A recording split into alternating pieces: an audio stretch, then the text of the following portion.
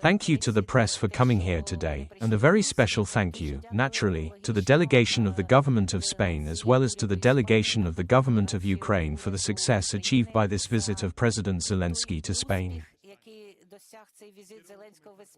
And I would like to begin with this point, in order to warmly welcome our dear friend, our President, Volodymyr Zelensky, here in Spain. Our country is an ally, a friend of Ukraine. And it is a great honor for us to have President Zelensky at the Moncloa Palace and to convey, on behalf of Spanish society in the broadest sense,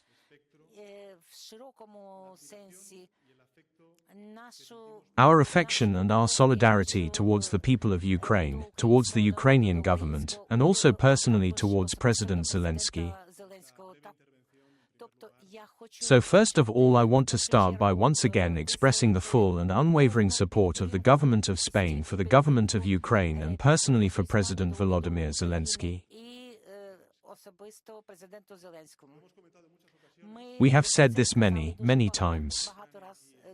Because the war in Ukraine, dear Volodymyr, while Spain may be geographically far from Ukraine, but from here we cannot fail to hear and see the bombardments that terrorize Ukrainian society. And after many years of war, but I want you to know, and I want all Ukrainian citizens to know, that the hearts of Spanish people are always with you. And that our hands too will not know rest until we achieve a stable and just peace. We also hope that Ukraine will become a member of our European Union family.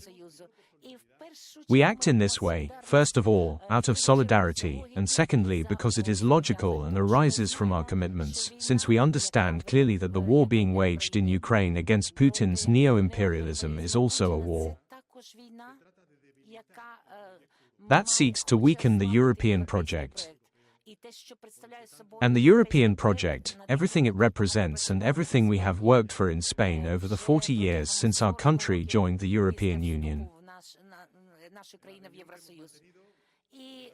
In the meetings we have held, in which both President Zelensky and members of his government have taken part, they informed us about the situation.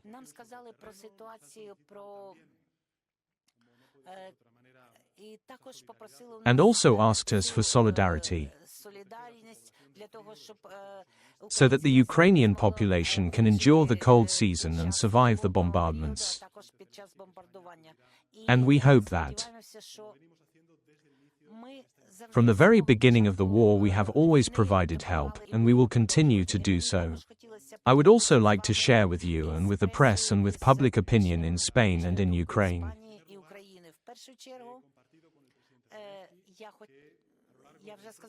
that, first of all, I have already told President Zelensky that within 1 month Spain will adopt a new assistance package, a package of military aid for Ukraine, in the amount of 615 million euros. This package will primarily include to a value of 300 million euros weapons. In addition, within the framework of our agreement, there is a commitment of 1 billion euros that we are undertaking to provide for Ukraine's material security needs. And secondly, 100 million euros will go to the NATO PURL program, which will finance the rapid and urgent purchase of defense systems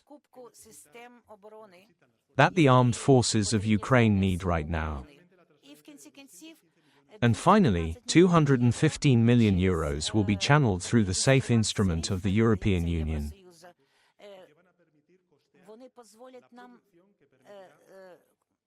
This will allow us to finance the production of anti-drone systems, radars and other systems. Many of these products are produced by Spanish manufacturers.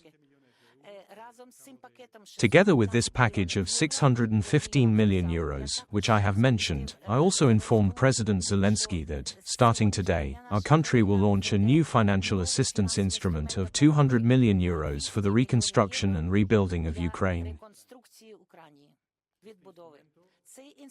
This instrument will be coordinated by a new Spanish office that will be dedicated to Ukraine's reconstruction and rebuilding.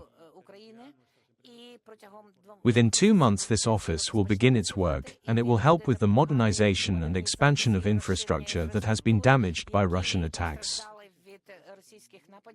Because this is currently a very critical moment for Ukraine, especially in the energy sector and in the field of transport. In addition, I want to share with you that Spain will also implement a joint project together with the United Nations to rebuild the central district heating system in Ukraine, which has been very seriously damaged by the war, so that the supply of heat can be restored.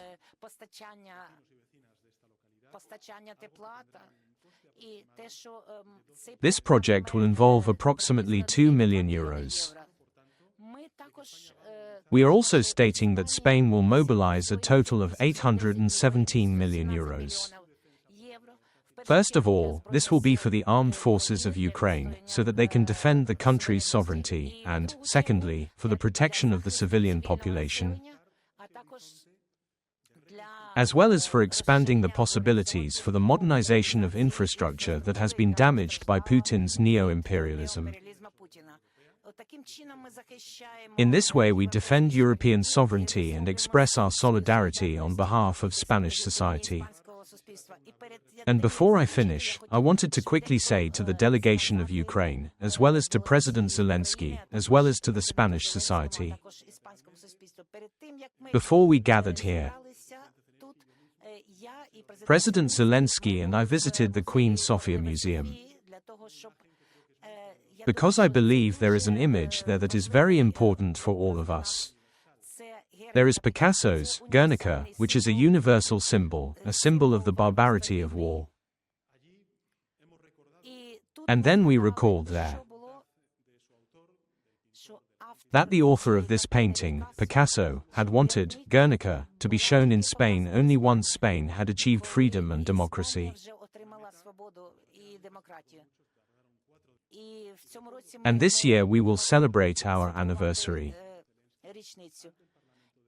At the beginning of the current war, when President Zelensky addressed the Spanish parliament, he spoke about Guernica, he spoke about the bombing of Guernica. After 50 years of dictatorship, Spain was able to transform itself into an open democracy and to find its place where it always belonged, in Europe. And I am sure, dear friend, that the same will happen with Ukraine. I hope this will happen as soon as possible.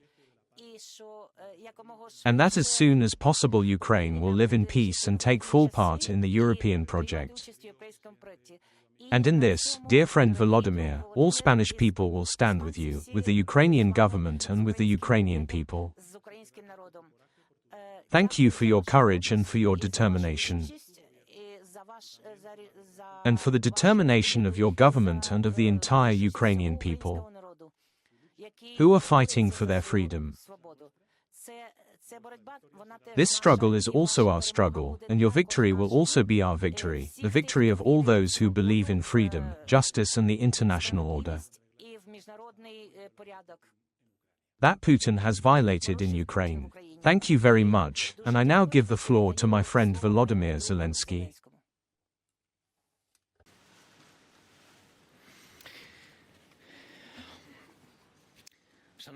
Dear Prime Minister,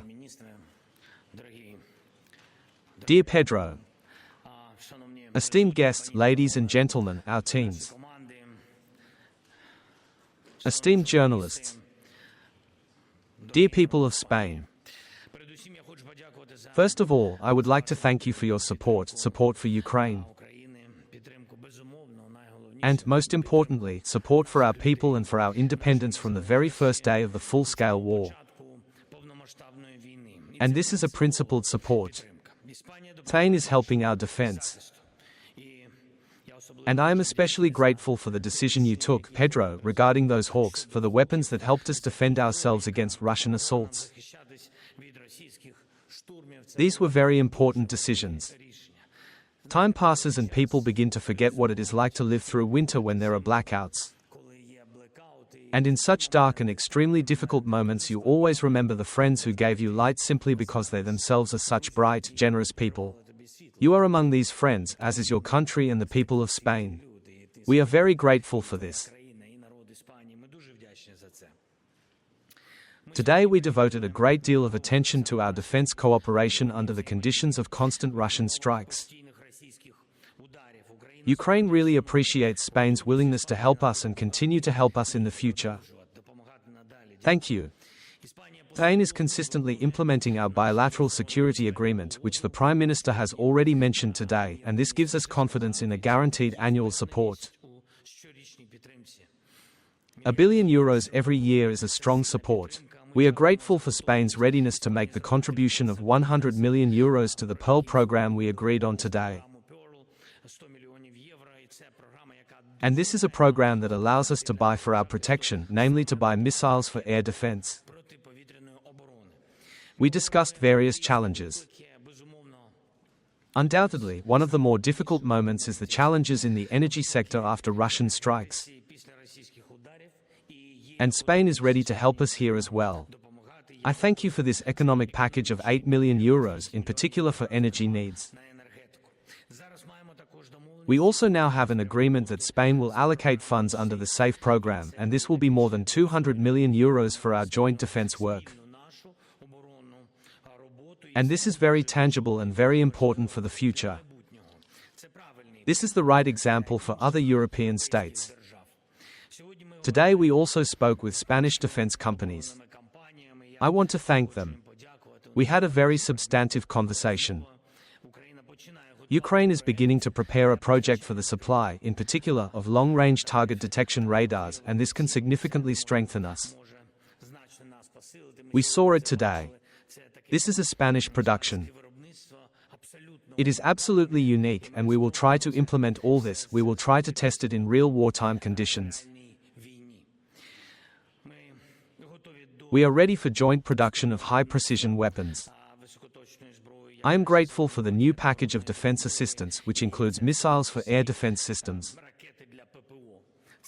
We face a great shortage in the winter, a very serious deficit. And here is a specific package, 40 missiles for IRIS-T air defense systems and, in total, a package worth €300 million. Pedro already said this, it will help us significantly. Thank you.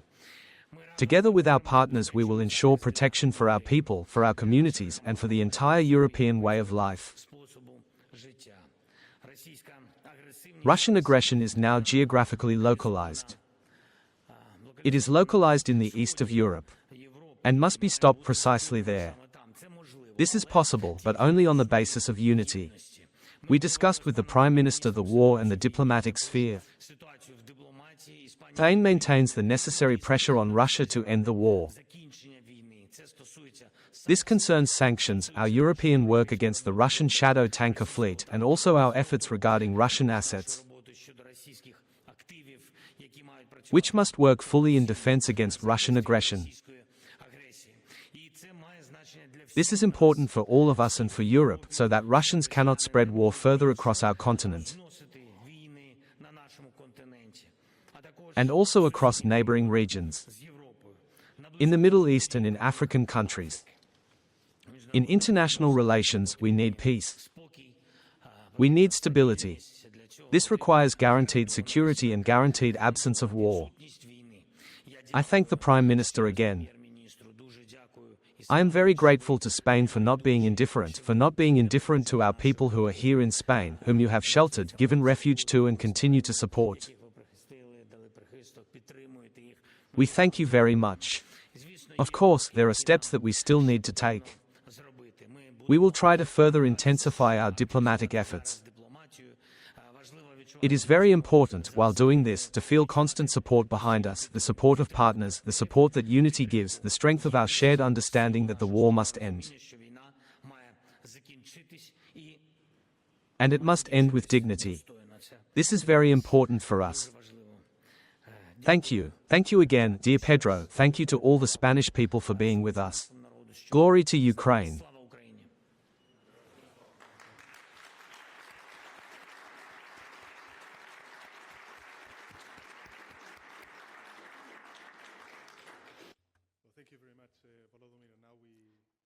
Thank you very much, Volodymyr. Now we are starting the press conference. We will start with Irina Kondrachuk from Ukrainian television. Greetings, Mr. President, TSN, Irina Kondrachuk. I am interested in more details about the joint production of armored vehicles between Ukraine and Spain, and also a few more details about what was agreed today behind closed doors, how all this will look and how today's agreements will be felt by people who are defending us at the front. Thank you. Thank you very much for asking. You know, first of all, today we discussed and reached agreements with many defense companies. We will be developing our technological capabilities. We will be talking about radars. Radars are very important for Ukraine. We will raise the issue of long-range capabilities. I'm not ready to talk about it publicly yet. It is also important for us. What we saw today can be already considered as a step forward in terms of our armored vehicles. These are armored vehicles that Ukraine has the capacity to produce up to 4,000 per year. And indeed, our army has a corresponding demand. We can produce even more. You know our approach. Wherever we can do more, we should enter into co-production, we should export, we should open new co-production projects so that we can earn money and then spend it on the weapons we lack and that are in short supply. These are drones. And today an appropriate agreement was signed. This is the beginning of what I consider to be a unique arrangement. Thank you. I will now ask a question on behalf of the Spanish press. First of all, I wanted to ask, what share of the weapons will be purchased in the United States?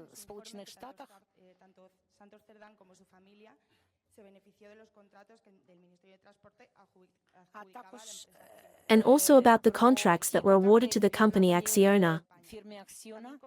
And also,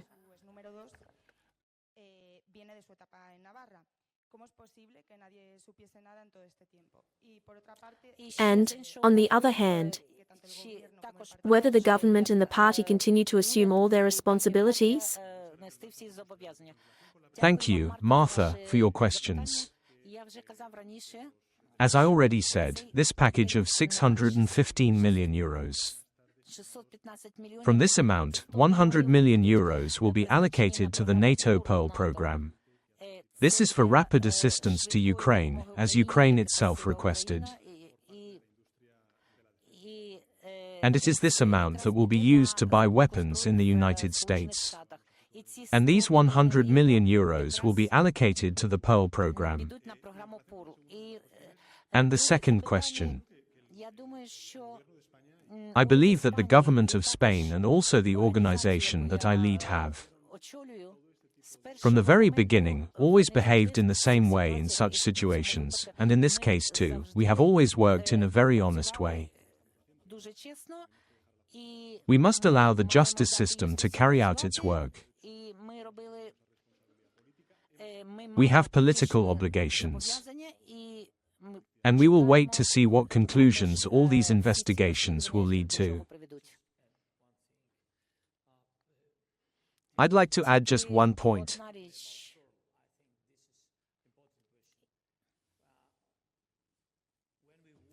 This is a very important question about the PURL program. When we were working with the United States in winter as part of this package, we looked at the third package. Because there is a very large deficit, especially regarding the Patriot system. We continue with Vitaly Sizov. Thank you, Vitaly Sizov, Freedom Ukraine. I have a question for both speakers. Yesterday the European Commission finally presented options for assistance to Ukraine for the years 26 and 27. One of these options envisages financing at the expense of frozen Russian assets. I have a question for both speakers. Which option are they leaning towards? And to the Prime Minister of Spain, who will perhaps have to take this decision already in December, which of the options offered by the European Commission would you support? Thank you. Thank you very much for your questions. I want to say that we must not forget that, first and foremost, Ukraine needs the solidarity of all the countries of the international community, and especially of the European Union.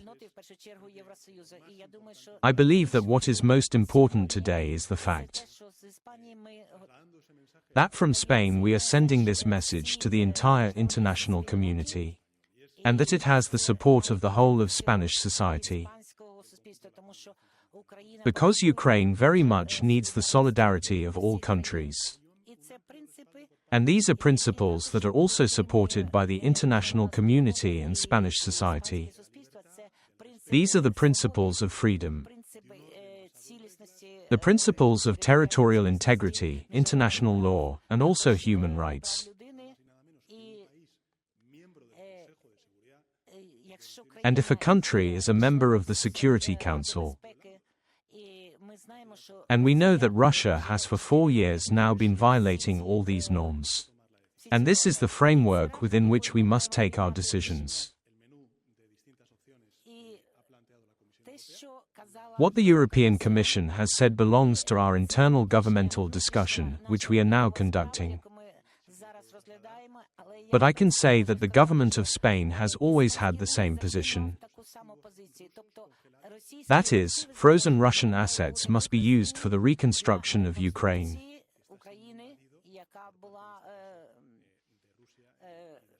Which has suffered and endured Russian invasion. I think I answered your question with this. To be honest, I think the Prime Minister really has answered this question, and this is more a question for members of the European Union.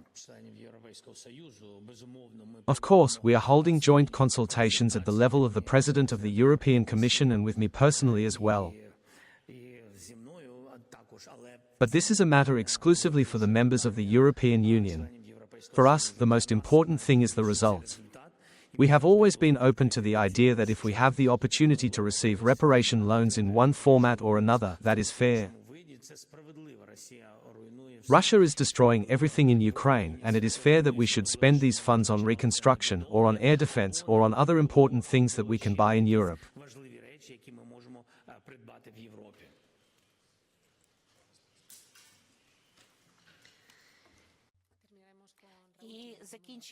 And we end with Raúl Pina from the newspaper El Mundo. I wanted to ask President Zelensky. He is traveling to Turkey tomorrow in order to begin a conversation about a possible dialogue between the United States and Russia. What expectations do you have regarding this? And I also wanted to ask President Sanchez. This week we learned that Irene Montero is also a member of your cabinet. What information do you have, or what can you tell us?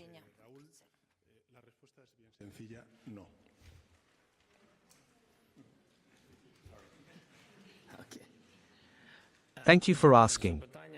Tomorrow I have a meeting with President Erdogan. First of all, we will talk to him about the maximum possibilities. How to do that, so that the country can receive a just peace. I think this will be a very substantive conversation. It may be long, or it may not be very long. We'll see. I have good relations with the President of Turkey.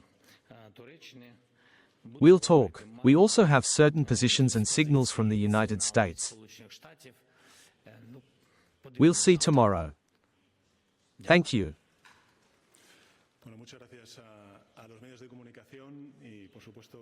Thank you very much to the government of Spain as well as to the government of Ukraine. And thank you very much, Volodymyr, for your official visit.